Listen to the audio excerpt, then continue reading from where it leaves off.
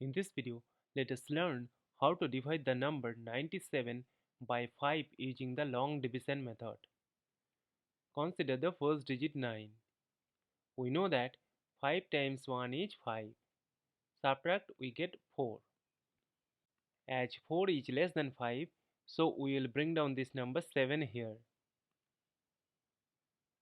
Now 5 times 9 is 45. Subtract, we get 2. As 2 is less than 5 and we have no number to bring down here, so we will borrow 1 0, and for that we need to put a decimal here. Now 5 times 4 is 20. Subtract, we get a 0. As we have got the number 0 and there is no number to bring down here, so we will stop. Therefore 97 divided by 5 is equal to 19.4, and this is our final answer. Thank you for watching. Please like, share and comment on the video. Also do subscribe the channel.